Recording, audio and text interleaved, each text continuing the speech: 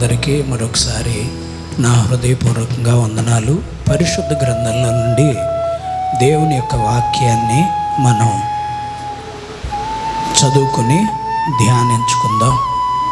రాజుల మొదటి గ్రంథం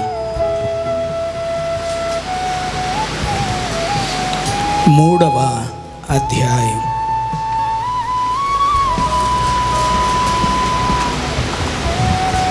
4వ వచనం దగ్గర నుండి 14వ వచనం వరకు మీరు నోట్ చేసుకోండి.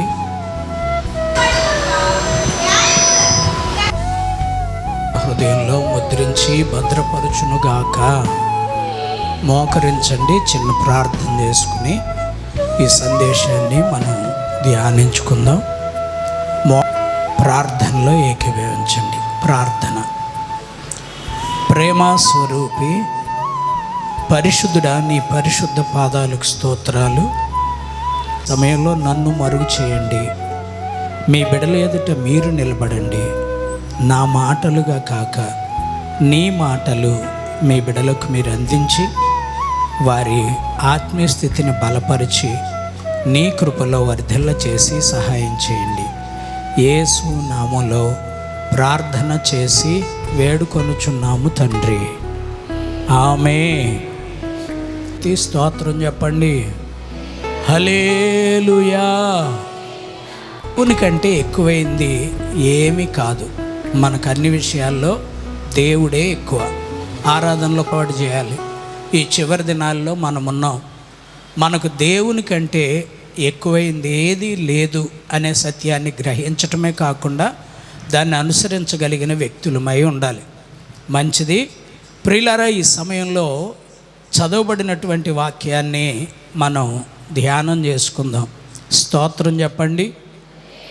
హల్లెలూయా, హల్లెలూయా.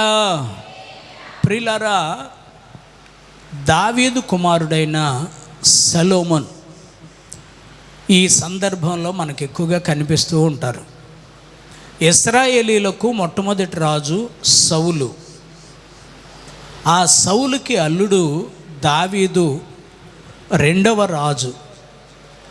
మూడవదిగా సొలొమోన్ మహారాజు. ఇలాగా సొలొమోన్ తర్వాత ఇశ్రాయేలు రాజ్యం 2 భాగాలైంది. ఒకటి ఇశ్రాయేలీలుగా పిలువబడ్డారు, మరొకటి యూదులుగా పిలువబడ్డారు. అప్పుడు ఇశ్రాయేలీల్ని ఒక రాజు పరిపాలించాడు, యూదులను ఒక రాజు పరిపాలించాడు. ఇక వాళ్ళిద్దరు కలవల. ఇశ్రాయేలీలు యూదులు కలవల. ఎందుకంటే యూదులేమో నిష్ట కలిగి ఉంటారు, ఇశ్రాయేలీలు ఏదో ఒకటి అవుతుందిలే మొత్తం మీద కొనసాగిపోతున్నామని మిశ్రితంగా భక్తి జీవితంలో కొనసాగే వాళ్ళు అయి ఉంటారు. యూదులు మాత్రం ఎవ్వరితో కలిసేవాళ్ళు కాదు. వాళ్ళ నిష్ట వేరు, వాళ్ళ అభిప్రాయాలు వేరుగా ఉండేవి. అయితే మొట్టమొదటి రాజు సౌలు తరువాత దేవుడు దావీదును రాజుగా ఎన్నుకున్నాడు. సౌల్లో రాజు అవటానికి కొన్ని మంచి గుణగణాలు ఉన్నాయి సౌలుకి. అతడు ఒక భాగ్యవంతుని కొడుకు.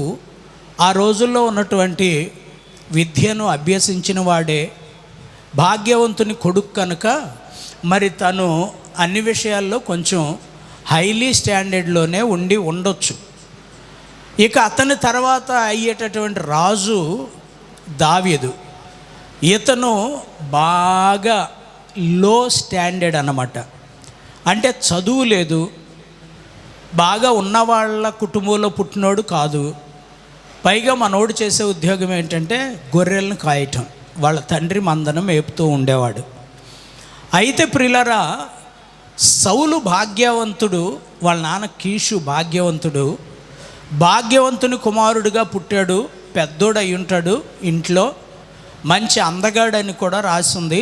కనుక ఇతన్ని ప్రజలు కోరుకున్నారని రాజుగా చేస్తే ఇతని యొక్క ప్రవర్తన, ఇతని యొక్క క్రియలు దేవునికి ఇష్టం కాల, దేవునికి నచ్చల, ఇష్టం కాల.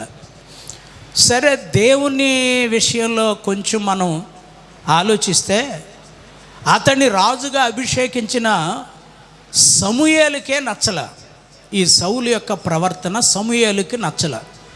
జ్ఞానం ఉంటే ఉండొచ్చు, తెలివితేటలు ఉంటే ఉండొచ్చు, ఆధిపత్యం ఉంటే ఉండొచ్చు, కానీ మనం ఎప్పుడూ దేవుని తర్వాతే అని గుర్తుపెట్టుకోవాలి తప్ప దేవుని వలె నేను కూడా మాట్లాడుతున్నా, దేవునిలాగా ప్రవర్తిస్తున్నా, నన్ను చూడగానే అందరూ ఈయన పెద్ద సేవకుడు అనుకోవాలి, భక్తిపరుడు అనుకోవాలి అనుకుంటే మనం ఫెయిలే. ప్రియులారా, ఈ సౌలు ప్రవర్తన అలా ఉండేసరికి పాస్టర్ గారే బాధపడటం మొదలుపెట్టాడు. తీరా విషయానికి వచ్చేసరికి ఏమంటున్నాడంటే, పాస్టర్ గారు విశ్వాసులను ఆశీర్వదించాలి. ఇప్పుడు అదే నేను మీతో చెప్తూ నేర్పిస్తూ వస్తున్నా. యెహోవా కృప మీకు తోడై ఉండును గాక. Very good. ఈ మాటను నేర్పుకుంటూ వస్తున్నా. అంటే సేవకుడు విశ్వాసిని దీవించాలి, బ్లెస్ చేయాలి. ఈ సౌలు గారి పద్ధతి ఎలా అయిపోయిందంటే, సింహాసనం వచ్చింది, సీట్ వచ్చింది, 10 మంది ఆయన్ని ఫాలో అవుతున్నారు, ముందు వెనక సైన్యం వెంబడిస్తున్నారు, రాజు జైహో అని జయజయలు పలుకుతూ ఉంటే, ఒకరోజు పాస్టర్ గారు వచ్చేసరికి దేవుణ్ణి ఆశీర్వదించునుగాక అని పాస్టర్ గారినే దీవించాడు. ఇవన్నీ తెలియక చాలామంది చేస్తున్న పొరపాట్లు. ఎప్పుడూ సేవకుడు ప్రజలను దీవించేవాడుగా ఉండాలి తప్ప ప్రజల చేత దీవించబడేవాడిగా ఉండకూడదు. ఎందుకంటే ఆల్రెడీ దేవుడు అతన్ని దీవించాడు, ఒక ఆధిక్యతనిచ్చాడు, ఒక ఆధిపత్యాన్ని ఇచ్చాడు. ఇలాగ చాలా విషయాల్లో సౌలు ఫెయిల్ అయినప్పుడు దేవుడు ఆలోచించి ఒక రిచ్ మ్యాన్, ఒక ఉన్నతమైన స్థాయిలో ఉన్న ఒక వ్యక్తికి బాధ్యత ఇస్తే దాన్ని పాడు చేసుకున్నాడు. ద సేమ్ టైం ఒక దరిద్రుడుగా లేక దీనుడుగా ఉండే వ్యక్తికి ఆ పదవి ఇచ్చి చూద్దాం అతడు ఏం చేస్తాడో అనే ఆలోచనతో డిఫరెంట్ మ్యాన్ని ఆయన అన్వేషణ చేస్తున్నప్పుడు ఈ గొర్రెల దొడ్లో గొర్రెలను కాచుకుంటూ ప్రభువుని గణపరిచే పాటలు పాడుకుంటూ జీవిస్తున్నాడు యెషై కుమారుడైన దావీదు భక్తుడు. చప్పట్లు కొట్టాలి ఆయన బట్టి. యెహోవా నా బలమా, యథార్థమైనది నీ మార్గం, పరిపూర్ణమైనది నీ మార్గం, నీ మార్గం యెహోవా. హల్లెలూయా. బెత్లెహేము కాపురస్తుడు యెషైకున్నటువంటి 80 సంతానంలో 8వ వాడు దావీదు. ఇతన్ని చూసి ఇతన్ని రాజుగా చేద్దాం అని దేవుడు ఉద్దేశించి ఒకానొక దినాన సౌలును అభిషేకించిన సేవకుడు సమూయేలుని దావీదు దగ్గరకు పంపి దావీదును కూడా అభిషేకించాడు సమూయేలు. చప్పట్లు కొడదాం ప్రియులారా. అయితే ఈ దావీదు దేవుని యొక్క అభిషేకాన్ని పొందుకున్న ప్రారంభం నుండి కూడా ఆ అభిషేకాన్ని ఎంతో జాగ్రత్తగా కాపాడుకుంటూ దేవుని మీద పూర్తిగా డిపెండ్ అయ్యి తెలిసి తెలియని పొరపాట్లు ఏమన్నా జరుగుతున్నప్పుడు వాటిని ఎలా చక్కదిద్దుకోవాలో సేవకుని పిలిచి సేవకుని దగ్గర సలహా తీసుకుంటూ ప్రియులారా ఆ అభిషేకాన్ని కాపాడుకుని సౌలైతే తనతోనే ఎండ్ అయిపోయింది. ఇక సేవ కానీ రాచరికం కానీ ఏదైనా సౌలుతోనే ఎండ్ అయిపోయింది. దావీదు దగ్గరకు వచ్చేసరికి తనతో ఎండ్ అవ్వకుండా, అఫ్కోర్స్ అది దేవుని ఇష్టం, దేవుని చిత్తం, ఎవరికి ఏది ఇస్తారో ఎవరికి ఎంతవరకు ఇస్తారో అంతవరకే ఇస్తారు. అయితే ప్రియులారా దావీదు యొక్క సత్ప్రవర్తన చూసి ఈ రాజ్యం ఇతనితోనే అంతం అవటానికి వీల్లేదు, ఇతని వంశ పారంపర్యంగా రాజ్యాన్ని వాళ్ళకి నేను ఇస్తూ ఉంటాను అని దేవుడు మనసులో తీర్మానం చేసుకుని దావీదు సంతానాన్ని కూడా రాజ్యాన్ని ఇవ్వటానికి దేవుడు ప్రణాళికను సిద్ధపరిచాడు. చప్పట్లు కొట్టండి ప్రియులారా. మనం కూడా ఎప్పుడు అది నేర్చుకోవాలి. మనం సక్సెస్ఫుల్గా ఉన్నాం అనుకోండి, ఎంతసేపు సక్సెస్ఫుల్గా ఉన్నాం, బాగా సంపాదించాం, నా తర్వాత 4 తరాలు వారు తినినా తరగదు అని అతిశయపడుతూ ఉంటారు చాలామంది. అయితే నేను సక్సెస్ అయ్యాను, నా తర్వాత వాళ్ళు కూడా సక్సెస్ కావాలి అంటే వాళ్ళందరూ దేవునిలోనే ఉండాలి అనే ఆలోచన చాలా తక్కువ మందికి వస్తుంది. ఈవేళ తల్లిదండ్రులు కనిపిస్తారు, పిల్లలు కనిపించరు దేవుని సన్నిధిలో. ఒకవేళ పిల్లలు వస్తే వాళ్ళ పిల్లలు కనిపించరు, తల్లిదండ్రులు కనిపించరు. చూడండి ప్రియులారా, దేవుడు మనల్ని ఆశీర్వదిస్తేనే ఆశీర్వదించబడతాం, కానీ ఆయన ఆశీర్వదించకుండా మనం ఎంత ప్రయాసపడినా ఆశీర్వదించబడలేము. సామెతల గ్రంథం 10వ అధ్యాయం 22వ వచనాన్ని చదివి సహాయం చేయండి. సామెతలు 10:22. యెహోవా ఆశీర్వాదము ఐశ్వర్యమిచ్చును. ఇదంతా ఒక ప్రత్యేకమైనటువంటి అనుభవం. కొంచెం యెహోవా ఆశీర్వాదము ఐశ్వర్యమిచ్చును. చూడండి, మొదటి మాట, మొదటి లైన్ ఈజీగానే ఉంటుంది, దాని గురించి పెద్దగా కష్టపడక్కర్లా. రెండవ లైను కొంచెం రఫ్గా ఉంటుంది, కానీ రెండవ లైన్లోనే ఎక్కువ ఆలోచన చేయాల్సిన విషయం ఉంది. అదేమిటంటే, నరుల కష్టము చేత దేవుడిచ్చే ఆశీర్వాదము ఎక్కువ కాదు. మనిషి కష్టపడుతున్నాడు, ప్రయాసపడుతున్నాడు, చాలా ఓర్పుగా జీవిస్తున్నాడు. మనిషి ఎంత కష్టపడినా దేవుడు ఆ కష్టాన్ని అంగీకరిస్తేనే వీడు సక్సెస్ అవుతాడు తప్ప దేవుడు అంగీకరించకపోతే సక్సెస్ అవ్వడు. నరుల కష్టము చేత దేవుడు నీకు ఇచ్చిన ఆశీర్వాదం ఎక్కువ అవ్వదు.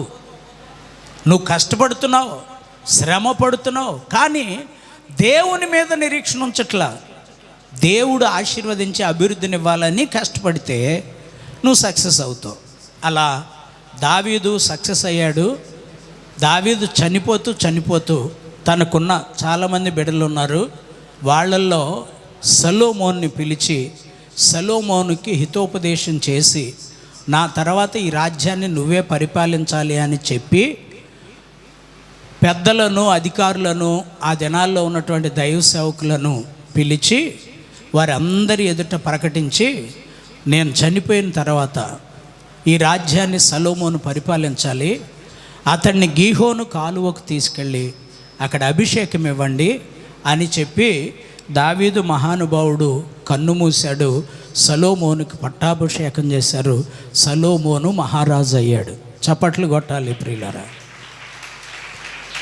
ఇది పరిశుద్ధ గ్రంథంలో ఉన్న సారాంశం. కొంచెం మీకు ఇలా ఇంట్రడక్షన్ ఇస్తే త్వరగా వాక్యాన్ని క్యాచ్ చేస్తారని మీతో చెప్తున్నా. ఈ దావీదు సొలొమోనుకి హితోపదేశం చేశాడు. అబ్బాయి, చాలా మేధావులు ఉంటారు సంఘంలో, బాగా తెలివిగలవాళ్ళు ఉంటారు, నువ్వేమో దేవునిని అడిగి, సేవకునికి దేవునితోనే రిలేషన్ ఉంటుంది. దేవుడికి చెడ్డ విషయాల గురించి ఆలోచించడానికి అసలు మనసు ఉండదు.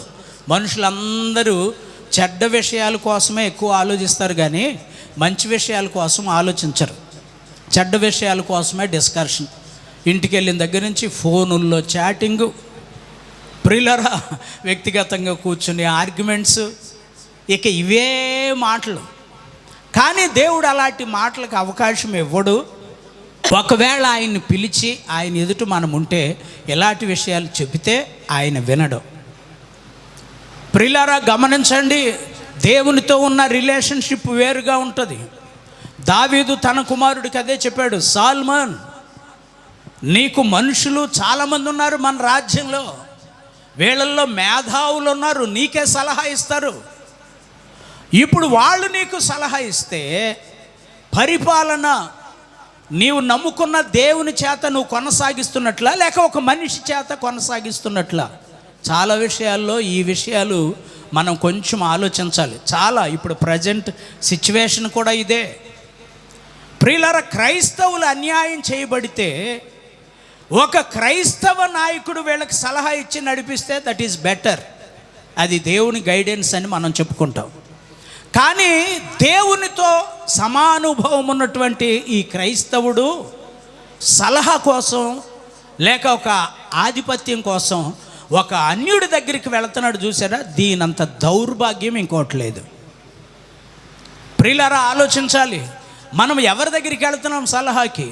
ఇప్పుడు మీరున్నారు, ప్రార్థన చేస్తారు, ఇంట్లో సమస్య ఎదురవుతుంది, ప్రార్థన చేస్తున్నారు, మీ ప్రార్థన బలం సరిపోట్ల, దేవుని చేత కార్యం పొందుకోవాలి అనుకున్న వాళ్ళు వెరీ నెక్స్ట్ దైవ సేవకుడికి చెప్పి ప్రార్థన చేయించుకుంటారు.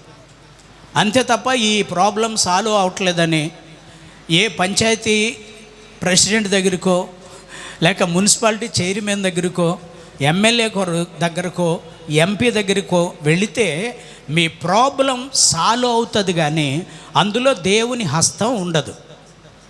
నేను చెప్పేది ఏమన్నా అర్థమవుతుందంటారా? చేతులతో ఒకసారి చేతులు పైకెత్తండి అందరూ, ఇలా కదుపుతూ. Thank you Jesus, thank you holy spirit. చప్పట్లు కొడదాం.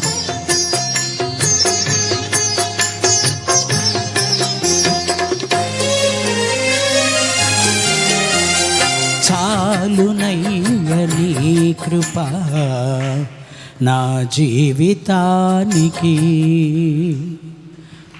సాగిపోదు యేసయ్యా సాగరాలు ఎదురైనా, చాలునయ్య నీ కృప నా జీవితానికి. హల్లెలూయా.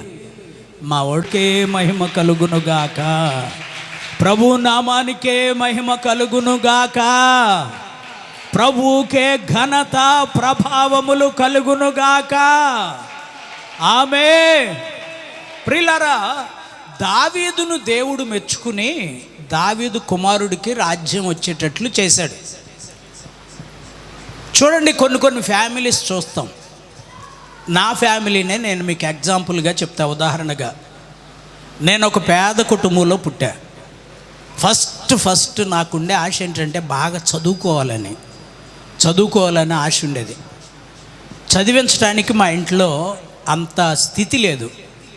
మా అమ్మ ఒకటే మాట చెప్పేది, ఒరే అబ్బాయి, చదువుకోవటానికి మనం పనికిరామురా, ఒకవేళ మనలో చదువుకున్న మనకు ఉద్యోగాలు రావు, డబ్బులున్న వాళ్ళకి వెళ్ళిపోతాయి ఉద్యోగాలు, మనకి చదువుకున్న ఆ చదువు 4 గీసుకో, చదువు మీద ఆశ చంపేసుకుని కష్టపడి పని చేయటం నేర్చుకో, నిన్ను పాలేరుతనం పెడతాము, అందుకు సిద్ధపడు అంద మా అమ్మ. ప్రియులారా, గమనించండి, ఇక మా నాన్న అయితే మహా కష్టజీవి. చదువుకోవాలనే ఆశ నాకు ప్రోత్సాహపరిచే వాళ్ళు లేక బ్రేక్ అయిపోయింది. ప్రియులారా, నాకైతే చదువుకోవాలి, బాగా చదివి లాయర్ అయ్యి పేదవాళ్ళకి న్యాయం చేయాలనుకున్నా.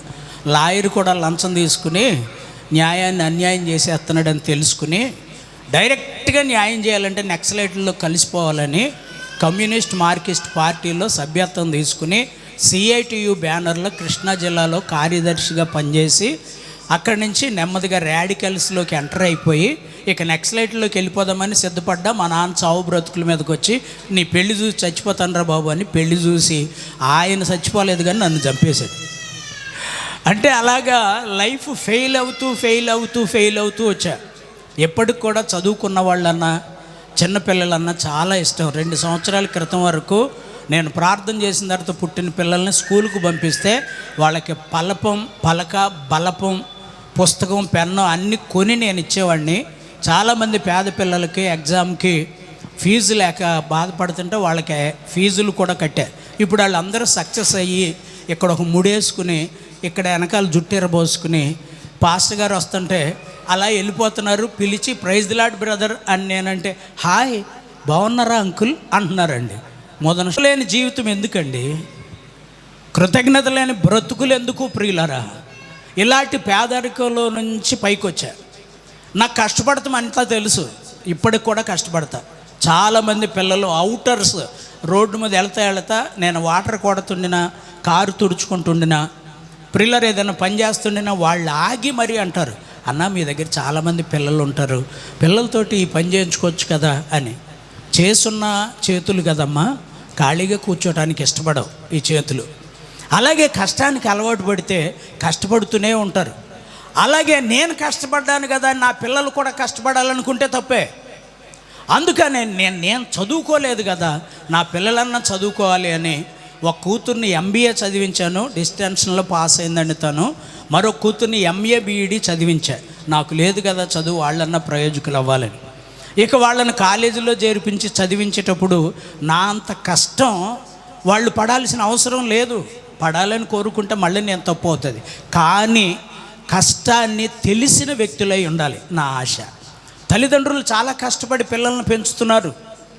అయితే ప్రియులారా, పిల్లలు సుఖభోగానికి అలవాటు పడిపోయి తల్లిదండ్రులు ఇచ్చినటువంటి ఆ లూజ్ అంటే కొంచెం అవకాశాన్ని వీళ్ళు దుర్వినియోగం చేసుకుని రోడ్లు వెంట తిరిగేటటువంటి రోమియోలాగా తయారైపోతున్నారు.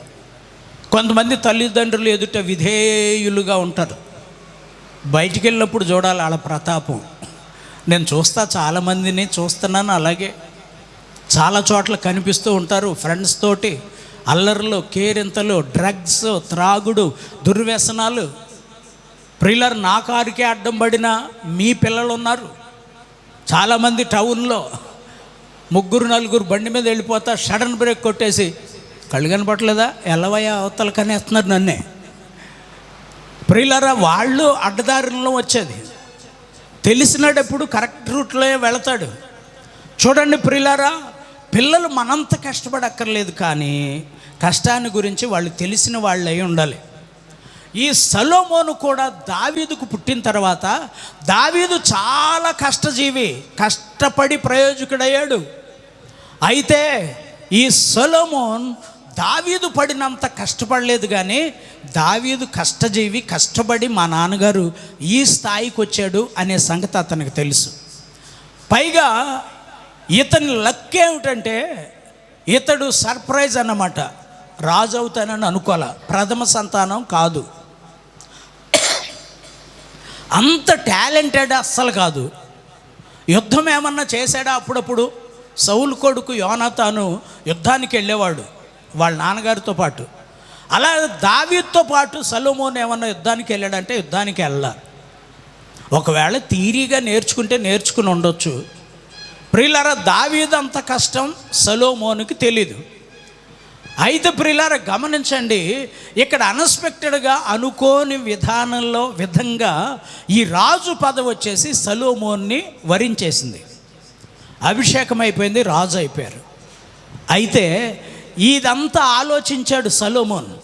ఆలోచించి సింహాసనంలో ఉండగానే పెద్దలు వచ్చి అడుగుతున్నారు, సొలొమోన్ నువ్వు ఇప్పుడు రాజువి, నిన్ను సొలొమోన్ అని పిలవకూడదు, మేము చిన్నోడివి, ఎత్తుకుని పెంచాం మేము.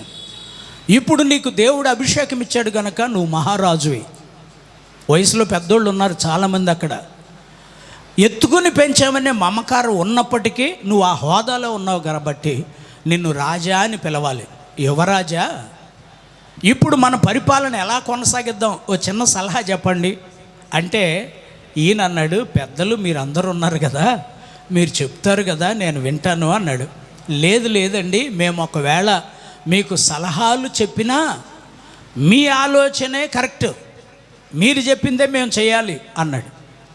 ఈ ప్రశ్నలన్నీ ఆలోచిస్తుంటే సొలొమోనుకు ఒక ఆలోచన వచ్చింది. సరే, నేను ఇప్పుడు క్రిటికల్ స్పాట్లో ఉన్నాను, రాజుగా సింహాసనం ఎక్కాను, అసలు ఈ పదవి నాకు ఇచ్చింది ఎవరు? నేను ఒకసారి దేవునితో మాట్లాడాలి. గిబియోన్లో ఒక ఉన్నతమైన స్థలం అని మనం పెట్టుకున్నాం కదా, అక్కడికి వెళదాం పదండి అని ప్రియులరా ఈ సైన్యాన్ని తీసుకుని కొన్ని బలి పశువులను తీసుకుని ఆ గిబియోనుకు వెళ్ళాడు.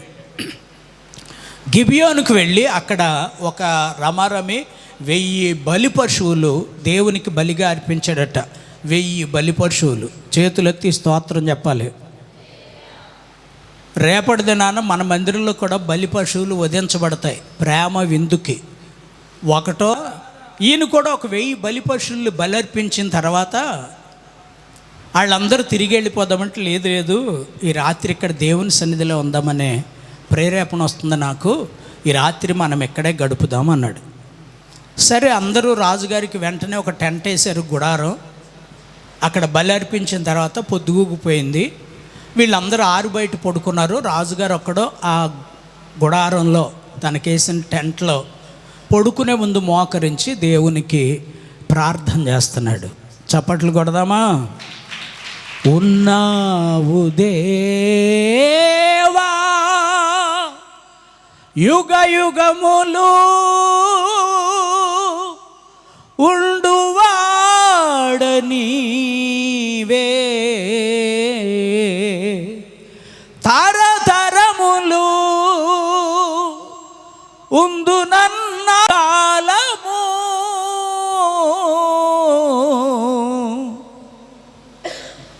సమాప్తి వరకు నా తోడై నీడై ఉన్నావు. హల్లెలూయా. 145వ కీర్తన 18వ వచనాన్ని చదవండి. తనకు మొర్రపెట్టు వారికి అందరికీ, ఈ రెండో లైను అండర్లైన్ చేసుకోండి. తనకు నిజముగా మొర్రపెట్టు వారికి అందరికీ, అసలు నిజంగా హార్ట్ఫుల్గా ట్రూలీ నిజముగా మొర్రపెడితే దేవుడు వెంటనే తోడుగా వచ్చి ఎదురుగా కూర్చుంటాడట. చపాళ్ళు కూడా కొట్టబుద్ధి కావట్లేదా? ఈ అనుభవాలు మీలు కలిగి ఉండాలి. నేను కలిగి ఉన్నా. మోకరించి ప్రార్థన చేసి దేవా అని పిలిస్తే, ఏమబ్బాయి ఏం కావాలి నీకు అనే స్వరాన్ని విన్నా నేను. అందుకనే ఇలాంటి భయంకరమైన ప్రాంతంలో భయంకరమైన ప్రజల మధ్యలో నిలబడి సేవ చేయగలుగుతున్నాను అంటే దేవుడు నాకు తోడుగా ఉండబట్టే. ప్రియులారా, వాక్యం యొక్క నెరవేర్పది. సొలొమోను దేవాని ప్రార్థన చేస్తే సాక్షాత్తు దేవుడే అతని దగ్గరికి దిగి వచ్చి, సొలొమోన్, నేను ఏది చుట్ట నీకు ఇష్టమో నన్ను అడుగు అన్నాడు. చదవమ్మా మాట. 5వ వచనం చదువుతుంది, గమనించండి.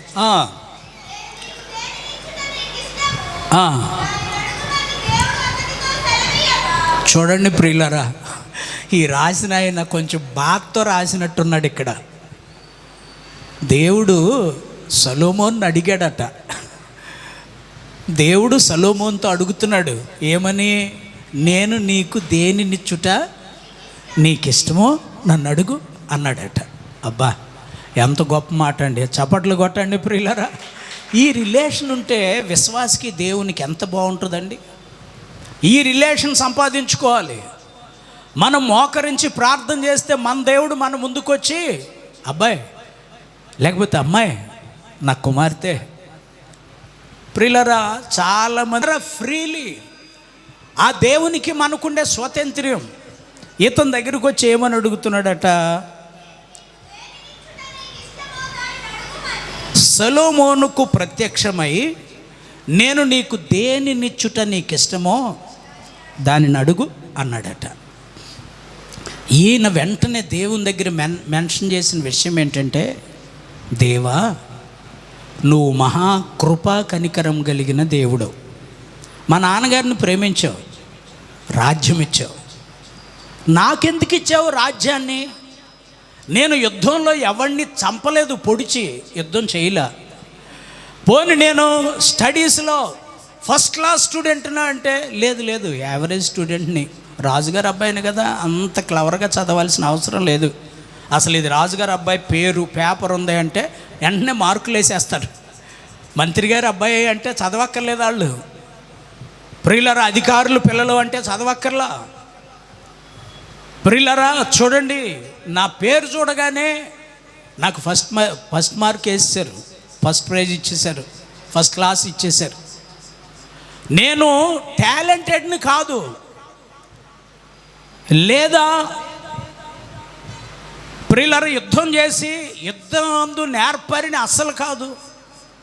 కానీ నాలో ఉన్న ఒక్క అదృష్టం ఏమిటంటే, మా నాన్నగారికి నేను కొడుకుగా పుట్టడమే నా అదృష్టం. చప్పట్లు కొట్టండి ప్రియులారా. తల్లిదండ్రులు, పిల్లలు తల్లిదండ్రుల గురించి తెలుసుకోవాలండి.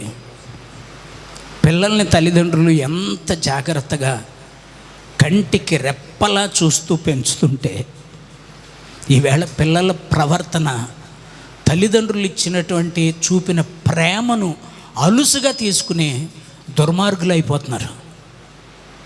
ప్రేమను అలుసుగా, నా కూతుర్ని నేను ఒక కవరింగ్ జీవితంలో పెద్ద శాపం అవుతుంది ప్రియులారా. ఇక్కడ సొలొమోను దేవునితో చెప్తున్నాడు, దేవా, నేను తలాంతులున్న వ్యక్తిని కాను, నేను ఎందుకు పనికిరాని వ్యక్తిని. అయితే నా అదృష్టం ఏమిటంటే నీకు ఇష్టడుగా సాక్ష్యం తెచ్చుకున్నాడు చూసావా, ఆ దావీదుకి నేను కొడుగ్గా పుట్టడమే నా అదృష్టం. అలాంటి కొడుకులను దేవుడు సమృద్ధిగా ఆశీర్వదించునుగాక. అలాంటి కూతుళ్లను దేవుడు సమృద్ధిగా ఆశీర్వదించునుగాక. ప్రియులారా, ఈ సాల్మన్ అదే విషయాన్ని దేవుని దగ్గర అడిగి, నాకు ఈ బాధ్యత అప్పగించాడు మా నాన్న, నువ్వు కూడా ఓకే అన్నావు కనుకనే అభిషేకం అయిపోయింది నాకు. నువ్వు ఓకే అనకపోతే అభిషేకం అవ్వదు. మేము ఎంత ఆలోచన చేసినా, మా నాన్న ఎంత ఆలోచన చేసినా, నేనెంత ఆలోచన చేసినా, మేము ఎన్ని అప్లికేషన్లు నీకు పెట్టినా, నువ్వు సంతకం పెడితేనే మా అప్లికేషన్ సక్సెస్ అవుతుంది. నువ్వు సంతకం పెట్టేశావు, నాకు సింహాసనం ఇచ్చావంటే నువ్వు సంతకం పెట్టేశావు. ఇది నీ కృప. చప్పట్లు కొట్టండి ప్రియులారా. ఏదో ఒక మంచి పాట పాడతారుగా, పాడండి అమ్మా మీరన్నా. యేసయ్యా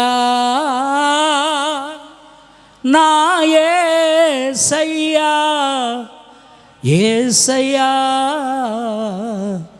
నా యేసయ్యా,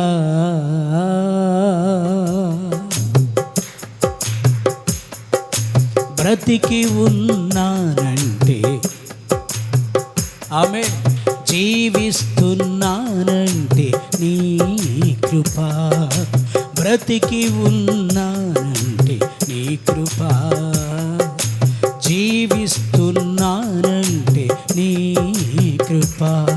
ఏ యోగ్యత నాలో లేదు, గొప్ప భాగ్యమునిచ్చావు. పరిశుద్ధత నాలో లేదు, నీ ప్రేమను చూపావు. ఏ యోగ్యత నాలో లేదు, గొప్ప భాగ్యమునిచ్చావు. పరిశుద్ధత నాలో లేదు, నీ ప్రేమను చూపావు. యేసయ్యా నా యేసయ్యా, యేసయ్యా నా యేసయ్యా, యేసయ్యా నా యేసయ్యా, యేసయ్యా నా యేసయ్యా. హల్లెలూయా. సొలొమోను దేవునితో చెప్తున్నాడు, దేవా, ఇప్పుడు నాకు రాజుగా ఈ ఆధిపత్యం ఇచ్చావు. ఇప్పుడు నా మీద మా నాన్నగారు ప్లస్ మీరు ఒక బాధ్యత పెట్టారు. ఏమిటంటే, ఎంత గొప్పదైన నీ ప్రజలకు మంచి చెడులు ఆలోచించి న్యాయము చెప్పాల్సిన బాధ్యత నా మీద మీరు పెట్టారు. స్తోత్రం చెప్పండి, గట్టిగా స్తోత్రం చెప్పాలి. ఇంత సామ్రాజ్యానికి మంచి చెడులు వివేచించి న్యాయం చేయాలి, అది నీకు ఘనత కలగాలి. నేను ప్రవర్తించే ప్రవర్తన ద్వారా, నా మాట ద్వారా, నా చూపు ద్వారా, నా నడవడి ద్వారా, నా అలవాట్ల ద్వారా నీ నామానికే ఘనత కలుగునుగాక. అది నా మీద మీరు ఉంచారు బాధ్యత. అయితే నాకు జ్ఞానం చాలదు, నేను బాలుడిని, ఇంకా చిన్నోడిని, నాకు అన్ని తెలివితేటలు లేవు, డక్కాలు ముక్కాలు దాన్ని ఉన్న వ్యక్తిని కాను. కనుక ఆ జ్ఞానం నీవే దయచేసి నీ ప్రజలను మంచిగా పరిపాలించి మీరిచ్చిన ఈ రాజరికాన్ని, రాజుగా ఈ పదవిని నాకు ఎంతకాలం ఇస్తావో అంతకాలం సక్రమంగా చేసుకోవటానికి కృపచూపు నాయనా అని అడిగాడు. మంచి ఆలోచన అన్నవాళ్ళు చప్పట్లు కొట్టండి. దేవుడు మనకు కూడా ఒక లైఫ్ ఇచ్చాడు. కోర్స్ తండ్రిగా కావచ్చు, తల్లిగా కావచ్చు, కుమారుడిగా కావచ్చు, కుమార్తెగా కావచ్చు, లేదా స్టూడెంట్గా కావచ్చు, ఎంప్లాయీగా కావచ్చు, బిజినెస్ మ్యాన్గా కావచ్చు. వీటిల్లో మనం ఎంతవరకు దేవుడు మనకిచ్చిన బాధ్యతను సక్రమంగా కొనసాగించుకోగలుగుతున్నాం. అది నీకు సాధ్యం కాదు. నువ్వు దేవుణ్ణి అడగాలి, దేవుడు నీకు ఇవ్వాలి. అది మనం దేవుని దగ్గర నేర్చుకోవాలి. ప్రియులారా, సొలొమోను అడిగాడు, ఏమయ్యా నేను కనపడంగానే డబ్బులు కట్టలు ఎవడన్నా మా ఇంటి తిన్నంగా గిరాటేసి పారిపోతే బాగుండు, అర్జెంటుగా మూట లాగేసి లోపల పెట్టుకుని తలిపేసుకుని ఎవరైనా వచ్చారంటే నాకేం తెలియదు బాబు అని చెప్పుదాం అనుకునే వాళ్ళు ఎక్కువ ఉన్నారు ఈ రోజుల్లో. ఒకరంకొకరు అస్సలు చూడొద్దు, నా వంకే చూడండి, నేను చాలా అందంగా ఉంటా, యేసయ్య నాలో ఉన్నాడు కనుక. చేతులెత్తి స్తోత్రం చెప్పండి. అసలు చేతులెత్తి స్తోత్రం చెప్పండి అన్నా, ఇప్పుడు కాదు ఇందాక హల్లెలూయా అన్నారు. ఈలోపు నేను వాళ్ళనే చూస్తున్నా, ఎవరో వస్తుంటే హల్లెలూయా అనుకొని తిరుగుతున్నారు. నేను ఈ లోపు చెప్పా చేతులు దించి చప్పట్లు కొట్టండి అని. ఇక ఈ మాట ఎక్కలా, ఆమె చెయ్యాలాగే ఉంచి హల్లెలూయా అని వచ్చేవాళ్ళు అంక చూస్తూనే ఉంది. ఇంకా దేవుని వాక్యం ఏమిన్నట్టండి. అందుకనే మందిరానికి వచ్చిన తర్వాత మన ప్రవర్తన చాలా జాగ్రత్తగా ఉండాలి. దేవుడు నాతో మాట్లాడుతున్నాడటవా, ఏం మాట్లాడుతున్నాడు? ఒక మాట మిస్ అయిపోయినా చూడండి, మనం కూడా నేను ఇప్పటికీ ఒళ్ళు దగ్గర పెట్టుకునే ఉంటా. ఎక్కడికి వెళ్ళినా ఏది చెప్పాలన్నా ఎక్కడికి బయటికి వెళ్ళను. బయటకంటే నా బాడీలో నుంచి నా ఆత్మను బయటకు పంపను, చాలా జాగ్రత్త కాపాడుకుంటా. ప్రియులారా, ఇతడు ఒక బాధ్యతగా దేవుడితో చెప్తున్నాడు. దేవుడు అతన్ని అడుగుతున్నాడు, సొలొమోన్ నేను కనపడంగానే చాలా ఆశలు వచ్చేస్తాయ్యా, డబ్బు కట్టలు మా ఇంటి మీద వర్షంలాగా పడిపోవాలని చెప్పేవాళ్ళు ఉన్నారు. బంగారం కాసులు కాదు, టన్నులు ఇంట్లోకి రావాలనుకునే వాళ్ళు ఉన్నారు. ప్రపంచంలో కాస్ట్లీ బట్టలు వస్త్రాల మీద పిచ్చి పట్టిన వాళ్ళు ఉన్నారు. ప్రియులారా, వెండి బంగారాల మీద, ఆస్తి ఐశ్వర్యాల మీద కోరుకునే వాళ్ళు ఉన్నారు. నువ్వేంట్రా బాబు విచిత్రంగా అడిగావు అన్నాడు. ప్రభువా, నా పదవిని, నా పోస్ట్ని, నా ఆధిపత్యాన్ని నేను కాపాడుకోలేకపోతే నాకంటే దౌర్భాగ్యుడు ఇంకొకడు ఉండడు. ఎవరి పదవి వాళ్ళు కాపాడుకోవాలి. భార్యగా భార్య పదవి, భర్తగా భర్త పదవి, పిల్లలుగా పిల్లల బాధ్యత. ప్రియులారా, ఒకవేళ స్నేహం అయితే స్నేహితుల బాధ్యత. ప్రియులారా, చూడండి, మనకిచ్చినటువంటి బాధ్యతను మనం చాలా జాగ్రత్తగా కాపాడుకోవాలి.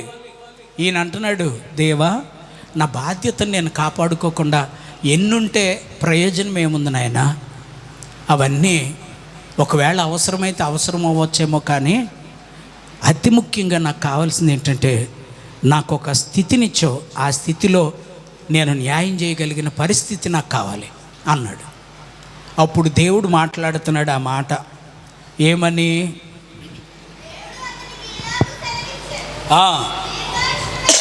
10వ వచనం దగ్గర నుంచి చదువమ్మా. సొలొమోను చేసిన ఈ మనవి ప్రభువునకు అనుకూలమాయను గనుక, ఏం చెప్తున్నాడో జాగ్రత్తగా వినండి, చదువమ్మా. నేను ఎక్కువ కాలం బ్రతకాలయ్యా అని అడగల, దీర్ఘాయువునైనను ఐశ్వర్యమునైనను నీ శత్రువుల ప్రాణములనైనను అడుగక న్యాయములను గ్రహించుటకు వివేకము అనుగ్రహించుమని నీవు అడిగితివి గనుక నీవు ఎలాగూ అడిగినందున నాకు చాలా నచ్చావయ్యా నువ్వు అన్నాడు. అంటే దేవునికి మనం నచ్చాలి అంటే మన పరిస్థితిని మనం ఒకసారి ఆలోచించుకోవాలి. మనం ఎలాంటి జీవితం జీవిస్తున్నామో దేవుని ఎదుట మనల్ని గమనించుకోవాలి. ఇది నాకు సరైందేనా? ఏదైనా కోరుతున్నాం. ఈ మధ్య ఒక కంప్లైంట్ వచ్చింది, ఒక అమ్మాయికి సంబంధాలు వస్తున్నాయి కానీ నచ్చట్లా. ఈమె నాకంటే పెద్ద మసిబొగ్గులాగా ఉంటుంది. ఈమెకి మహేష్ బాబు కావాలంటండి పెళ్ళి కొడుకు. ప్రియులారా, మనమేమిటి, మన పరిస్థితి ఏమిటి, మన ఆలోచన ఏమిటి? ఇంకొక ఆమె అయితే డైరెక్ట్గా చేతి మీద చెక్కిచ్చేసుకోకుంది పెళ్ళి అవ్వకుండానే. ఏంటది, రెబల్ స్టార్ అంట. మరి ఆయన ఎవరో నాకు తెలియదు. అసలు మన స్థితి ఏంటండి? ప్రార్థన వాళ్ళమేనా, ప్రార్థనా పరులమేనా? రూతు కావాలని అడగొచ్చు కుర్రోళ్ళు, ఎస్తేరమ్మలాగా గుణగణాలు ఉన్న మంచి పిల్ల కావాలని అడగొచ్చు, తప్పులేదు. ప్రిల్లర్, అసలు బైబిల్ సంస్కారాన్నే విడిచిపెట్టి పబ్లిక్లోకి వెళ్ళిపోతున్నారు చాలామంది. వాక్యం చదువుతున్నావు, వాక్యం వింటున్నావు, వాక్యాన్ని గ్రహిస్తున్నావు, ఎలా ప్రవర్తిస్తున్నామో నేర్చుకోవాలి. ప్రియులరా, చూడండి, దేవుడే అంటున్నాడు, ఇవన్నీ అడగలేదేమిరా నువ్వు? ఎక్కడైనా నేను కనపడితే చాలు నా ప్రాణం తీసేస్తున్నారు జనం. నువ్వేంటి ఇలా అడిగావు? నువ్వు ఇలా అడిగినందుకు నాకు నచ్చావు, నాకు ఇష్టమైంది నీ ప్రార్థన. అయితే నీవు నాకు ఇచ్చిన గౌరవ మర్యాదలకు, నన్ను ఘనపరిచిన విధానానికి, ఇవన్నీ నీవు అడగకపోయినా నీవడిగిన జ్ఞానాన్ని నీకు ఇస్తున్నాను, అడగకపోయినా ఇవన్నీ నీకు ఇచ్చేస్తున్నాను అన్నాడు దేవుడు. చప్పట్లు కొట్టాలి ప్రియులారా. మనం దేవునిలో కరెక్ట్గా ఉంటే మనం అడగకుండానే మన దగ్గరికి అవసరాలన్నీ వచ్చేస్తాయండి. స్తోత్రం చెప్పండి. పెద్దోళ్ళు మాట్లాడిన ప్రతి మాట, పెద్దవారి మాట సద్దన్నపు మూట అంటారని మీకు అనేక సార్లు చెప్తా. అందులో నాకు నచ్చని, సద్దన్నంలో కూడా నలకలు ఉంటాయి, చేమలు పడతాయి. గండి చేమలు పడే ఇదివరకు గండి చేమ పడింది కదా అని సద్దన్నాన్ని పక్కకు దోసేవాళ్ళం కాదు. ఆ గండి చేమను తీసి పక్కన పడేసి అన్నం చక్కగా బ్రహ్మాండంగా తినేవాళ్ళం ఆ రోజుల్లో. ఈ రోజుల్లో సద్దన్నం ఎవరికీ తెలియదులేండి. అయితే ప్రియులారా, అందులో నాకు నచ్చని గండి చేమ పడిన మాటలంటే ఒక మాట ఏంటంటే, అడగకుండా అమ్మాయినా అన్నం పెట్టదంటారు చూసారా, అది నాకు నచ్చదు. నేను ఇష్టపడిన మాట. అడగకుండా అన్నం పెట్టేది ఎవరు అంటే అమ్మ మాత్రమే. అమ్మను బట్టి చప్పట్లు కొట్టండి ప్రియులరా. బుడ్డోడు పుడతానే ఏడిచి అమ్మా నువ్వు 2 పోయిందే, కాస్త నీళ్ళు పోయివే అంటదా. అప్పుడే పుట్టిన బిడ్డ. పోనీ కొంచెం ఎదిగిన తర్వాత అమ్మా ఆకలేస్తుంది, కొంచెం అన్నం పెట్టవే, పరమన్నం పెట్టవే, రోజు ఈ కారం మెతుకులు తినలేకపోతున్నా అంటదా? అందో. వాళ్ళు ఏడిస్తే చాలు అడ్డం వేసుకుని పాలిస్తారు. వాడు తాగి రక్తం పీల్చేస్తుండినా ఆ నొప్పిని, బాధని వీళ్ళే తమాయించుకుని కడుపు నిండా పాలు పట్టించేది ఒక్క తల్లి మాత్రమే ప్రియులరా. ఆ తల్లి యొక్క రుణాన్ని ఎన్ని జన్మలు ఎత్తినా తీర్చుకోలేవు. తల్లి పనికి రావట్లేదు ఈవేళ, తండ్రి పనికి రావట్లేదు ఈవేళ. నువ్వు చదువుకోవాలని, నువ్వు బళ్ళ మీద తిరగాలని, కార్ల మీద తిరగాలని ఒక ఏటీఎం కార్డు లాగా ఉపయోగపడే తండ్రి కనపడట్లేదు ఈరోజు. ప్రియులరా, అనుభవించే బాధలో ఉండే ఆవేదన వేరు, అనుభవించకుండా అర్థం చేసి బాధపడే ఆవేదన వేరు. బిడ్డ ఏదైనా బాధతో విలవిల్లాడిపోతుంటే తల్లి ఆదరించి ఓదారుస్తుంది, కానీ తండ్రి అయితే మదన పడిపోతుంటాడు. అయ్యో నా బిడ్డకి ఏమైందో, వాడికి ఏం కావాలో, ఏం చూడాలో, నేనేం చేయలేకపోతున్నా, ఏమి చూడలేక వాడిని ఏడిపించబోక, వాడిని చూడు, ఎలా చూడాలో చూడు నువ్వు అంటూ ఈమె ప్రాక్టికల్గా బాధపడుతుండిన ఆయన ఇండైరెక్ట్గా వేదన చాలా గొప్పది. తల్లిదండ్రులు ప్రేమని చులకనగా ఎవరు చూడొద్దు. అట్లా అని అందరూ 100% అలా ఉంటారా అనేది నేను అంగీకరించను. అలా కూడా ఉండరు. చాలామంది దుర్మార్గులు పిల్లలను సైతం అమ్మేస్తున్నారు, అంతే, గల్ఫ్కి అమ్మేస్తున్నారు ప్రియులరా. పిల్లలను నమ్మే తల్లిదండ్రులు ఉన్నారు, భార్యలు నమ్మే భర్తలు ఉన్నారు. ప్రియులరా, ఎన్నో భయంకరమైన పరిస్థితులు ఉన్నాయి. అందరూ మంచివాళ్ళుగానే ఉంటారు, అందరూ మంచివాళ్ళే అని చెప్పలేను, అందరూ చెడ్డోళ్ళనే చెప్పలేను. మంచితనం వారిని ఆశీర్వదించును గాక. వాళ్ళల్లో ఉన్న మంచితనం, చెడ్డతనం హెచ్చరిక చేస్తుంది. ప్రియులరా, అడగకుండానే అమ్మ పెడుతుంది అన్నం. దేవుడు కూడా అమ్మను మించిన ఒకని తల్లి వానిని ఆదరించినట్లు నేను మిమ్మల్ని ఆదరిస్తా. ఒకవేళ తల్లి ఓవర్ లుక్లో తల్లి తన బిడ్డను మరుచునేమో, అనుమానంగా చెప్పాడు ఆయన. ఒకవేళ ఆదమరిచి మరుచునేమో, నేను మాత్రం నిన్ను మర్చిపోను. చప్పట్లు కొట్టండి ఆ వాగ్దానాన్ని బట్టి. దేవుడు చెప్తున్నారండి ఈ మాట, నేను మాత్రం నిన్ను మర్చిపోను. ప్రియులారా, ఈయన అడగల శత్రువులు ప్రాణం అడగల, దీర్ఘాయువుని అడగల, ప్రియులారా ఐశ్వర్యాన్ని అడగల. నీవు అడగకపోయినా వాటిని కూడా నీకు ఇస్తున్నాను, నువ్వు అడిగింది కూడా నీకు ఇస్తున్నాను అయ్యో అన్నాడు. అది మన దేవుల్లో ఉన్న గొప్ప కార్యం. చేతులెత్తి ఆయనకి స్తోత్రం చెప్పండి. అందుకనే రాజబాబు అన్నగారు ఆ మాట అన్నాడు. మనం కూడా భలే పాడుకుంటాం ఆ పాట. నిన్ను విడచి నీ ప్రేమ మరచి నేనెటు పోగలను దేవా, ఎవరు నీ ప్రేమ నాకిల చూపగలరు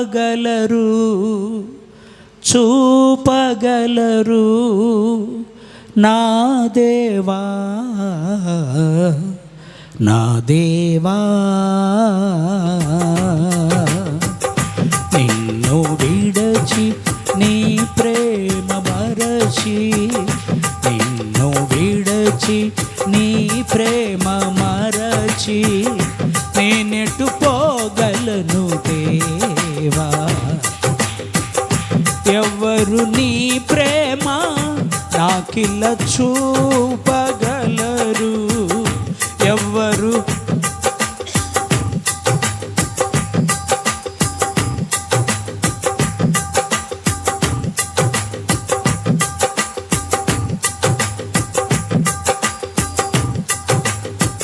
నా దేవా, నా దేవా, నిన్ను విడచి.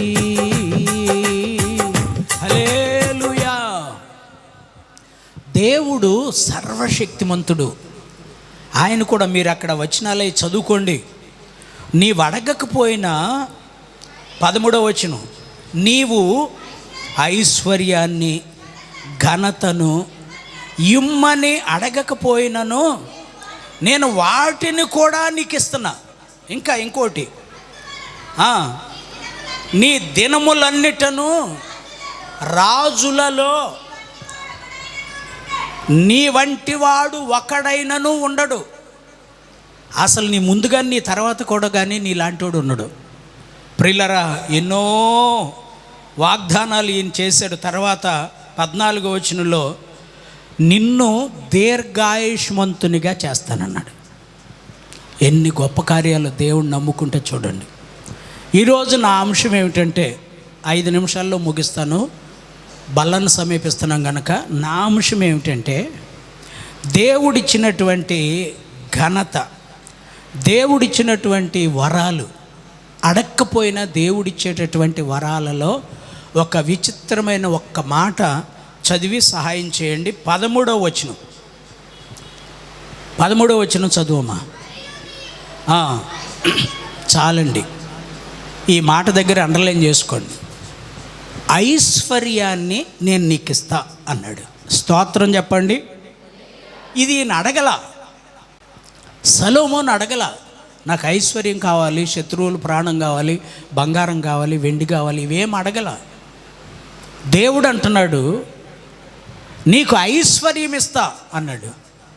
ప్రియులారా, గ్రాడ్యువల్గా ఈ ఐశ్వర్యం అనే స్థాయి ఎక్కడుంటుందంటే టాప్ మోస్ట్ అన్నమాట. అది ఫస్ట్ దీనుడు లేక దరిద్రుడు, అక్కడి నుంచి కొంచెం పర్వాలేదే కొద్దిగా సంపాదించాడు. ఆ తర్వాత ఇతడు ఆస్తిపరుడయ్యాడు. ఆ తర్వాత ఇతడు వృద్ధిలోనికి వచ్చాడు. ఆ తర్వాత ఇతడు అభివృద్ధి పొందాడు. ఆ తర్వాత ఇతడు ఆశీర్వదించబడ్డాడు.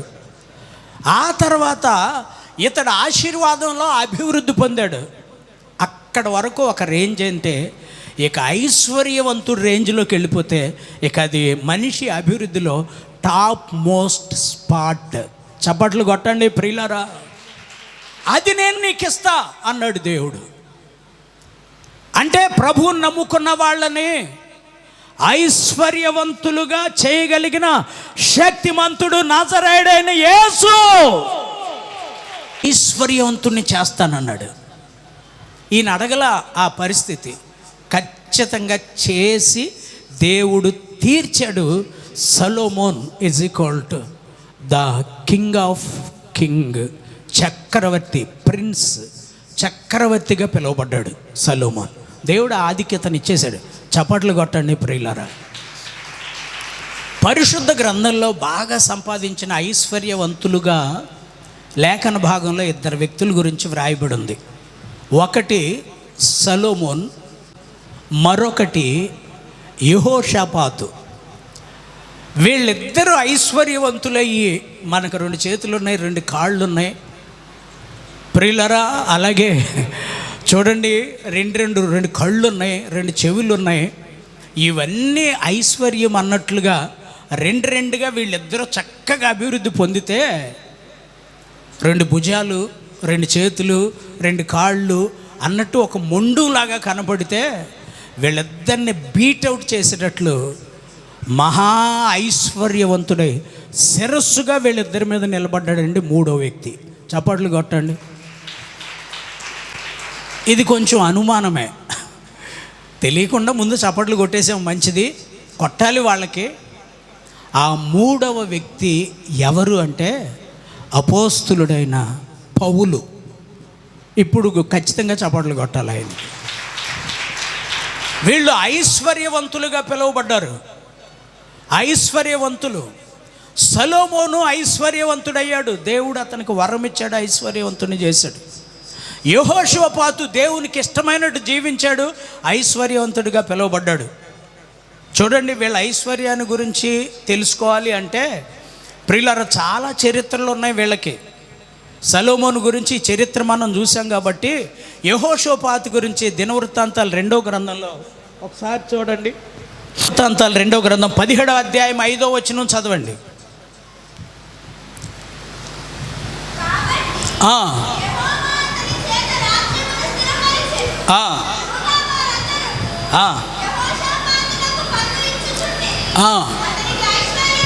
అతనికి ఐశ్వర్యమును ఘనతయు మెండుగా కలిగెను.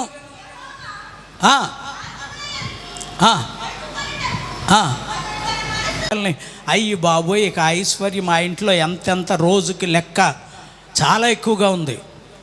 అలాగే యెహోషాపాతుకు కూడా దేవుడు ఐశ్వర్యం ఇచ్చి అభివృద్ధినిచ్చాడు. ఇకపోతే ఈ ఐశ్వర్యం అంతా దిస్ ఈజ్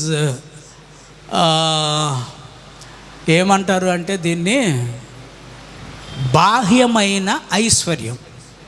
ఏమంటారు బాహ్యాన్ని? ఏమంటారు? ఫిజికలా? ఇంటర్నల్ కాదు, ఇంటర్నల్ అంటే స్పిరిచువల్. అది ఫిజికల్ ఫిట్నెస్ అన్నమాట. బాహ్యమైనటువంటి ఐశ్వర్యం వీళ్ళిద్దరిది. కానీ ప్రియులారా, ఈ బాహ్యమైన ఐశ్వర్యం కోసమే అందరూ ఆశపడుతున్నారు. బాహ్యమైన అభివృద్ధి కోసమే అందరూ ఆశపడుతున్నారు. ఇది పాత నిబంధన కాలపు సందేశం అయితే చాలామంది దేవుని దగ్గరికి నేటి దినాల్లో ఈ బాహ్యమైన ఆశీర్వాదం కోసమే, ఐశ్వర్యం కోసమే పరుగులు తీసుకుని వస్తున్నారట. కానీ అపోస్తుడైన పౌలు అంటున్నాడు, నిజంగా మన దేవుడు ప్రభు అయినటువంటి యేసుక్రీస్తు ఐశ్వర్యవంతుడే అని చెప్పాడు. చదవండి ఒకసారి రోమేలుకు రాసిన పత్రిక 10వ అధ్యాయం 12వ వచనం.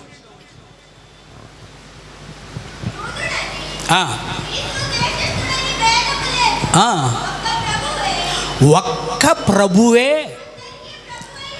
అందరికీ ప్రభు అయ్యుండి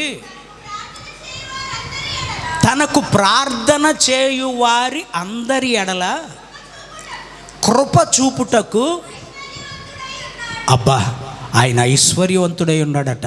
చప్పళ్ళు కొట్టాలి గట్టిగా. అంటే దేవుడు ఐశ్వర్యవంతుడే.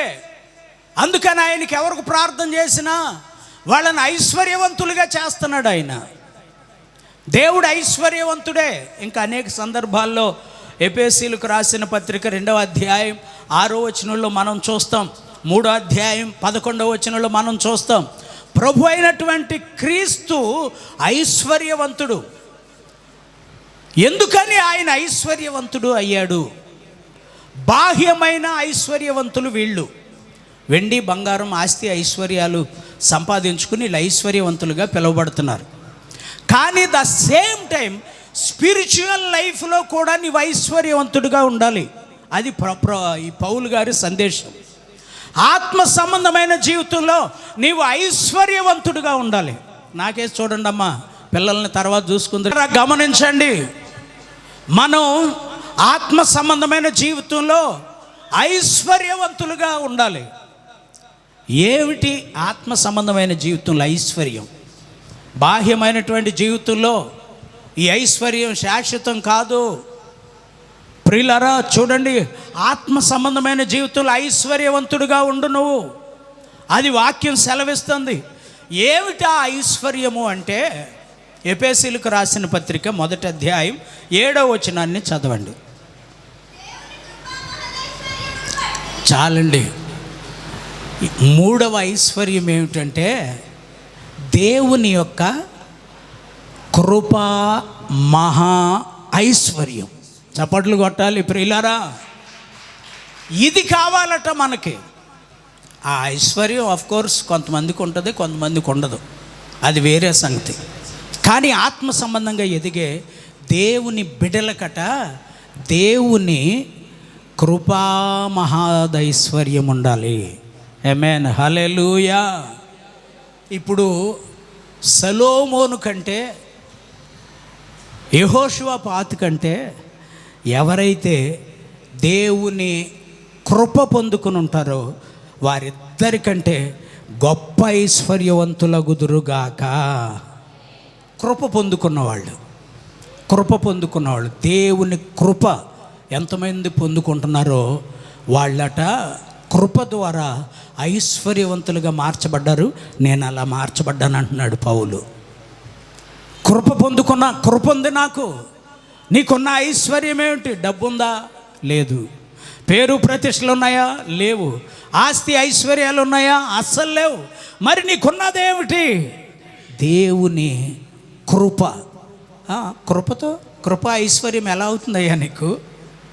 నేను జీవితంలో జీవించి పాపిగా బ్రతికా, పాపాత్ముడిగా బ్రతికా, దొంగగా బ్రతికా, వ్యభిచారిగా బ్రతికా, లోకస్తుడిగా బ్రతికా. ఇలాంటి భయంకరమైన జీవితంలో ఈ ఐశ్వర్యం ఇంకా నన్ను పెంచి చెడగొట్టింది తప్ప నా బ్రతుకును బాగు చేయలే. కానీ చెడిపోయిన నా బ్రతుకును దేవుడు తన కృప చేత తన ప్రాణమిచ్చి రక్తాన్ని ధారపోసి విలువైన రక్తంలో నన్ను కడిగి ఆయన కృపతో నీతిమంతుడిగా మార్చి నిత్య రాజ్యానికి తీసుకుని వెళుతున్నాడు. ఇది నా ఐశ్వర్యం. ధైర్యంగా ఈ ఐశ్వర్యాన్ని మనం కలిగి ఉండాలి. ఈ ఐశ్వర్యం గురించి చెప్పగలగాలి. స్తోత్రం చెప్పండి గట్టిగా, హల్లెలూయా. నేను ఈ మధ్య ఏదో కొత్త పాట రాశాను. ఏం పాట అది? నేనేమై ఉన్నానో అది నీ కృప, జీవించి ఉన్నానంటే అది నీ కృప, దీర్ఘాయుష్మంతునిగా నన్ను చేసి నీ దీవెనలతో నింపిన దేవా, దీర్ఘాయుష్మంతునిగా నన్ను చేసి నీ దీవెనలతో నింపిన దేవా, యేసయ్యా యేసయ్యా, నేనేమై ఉన్నానో అది నీ కృప, జీవించి ఉన్నానంటే అది నీ కృప, నేనేమై ఉన్నానో అది నీ కృప, జీవించి ఉన్నానంటే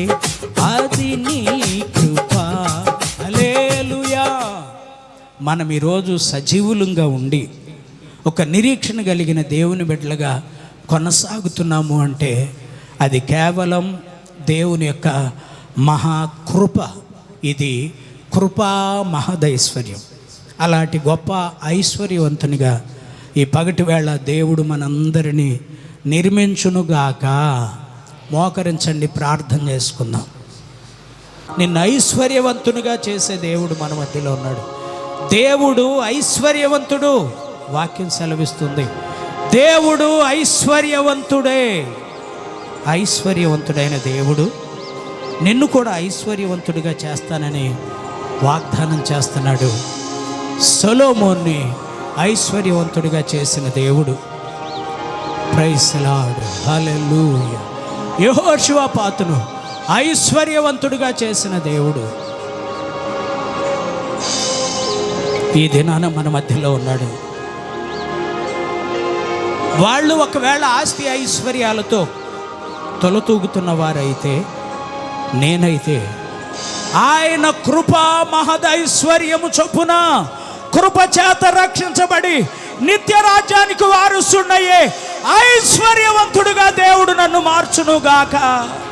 ఆరి బలలాం తురి బిలి బిరి అంతర బలలాం దియార బల.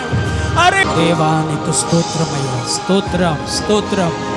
ఈ దినాన దేవుడు తన కృపతో నిన్ను రక్షించుకున్నాడు, కృపతో నిన్ను విడిపించాడు, కృపతో నిత్యత్వానికి నిన్ను నడిపిస్తున్నాడు. అదే కృపా మహాదైశ్వర్యం. కృప ద్వారా ఐశ్వర్యవంతుడిగా మార్చబడాలని ఆశ నీకున్నట్లయితే నీ చేతులు దేవుని వైపెత్తు. దేవుడు ఇప్పుడే నిన్ను తన కృప చేత ఐశ్వర్యవంతుడిగా మార్చునుగాక. ప్రార్థన చేసుకుందాం. ప్రేమగల తండ్రి, పరిశుద్ధుడానికి స్తోత్రాలయ్యా. ఈ పునరుద్ధానపు దినాన నీ సన్నిధికి చేరిన నీ ప్రజలమైన మేము నీ కృప మహదైశ్వర్యం కొరకు ఆశపడుతూ నీ వైపు చేతులెత్తాం. మీరే మాకు తోడుగా ఉండి నీ శక్తితో బలపరచండి. నీ కృపతో రక్షించుకున్నారు. నీ కృపతో నిత్యరాజ్యానికి మమ్మల్ని వారసులుగా చేస్తూ ఘనత మహిమ ప్రభావాలు మీరు పొందుకొనండి. యేసు నామములో అడుగుచున్నాము తండ్రి, ఆమేన్. దేవుడు తన కృపతో మనల్ని రక్షించి నిత్యరాజ్యానికి వారసులుగా చేయునుగాక.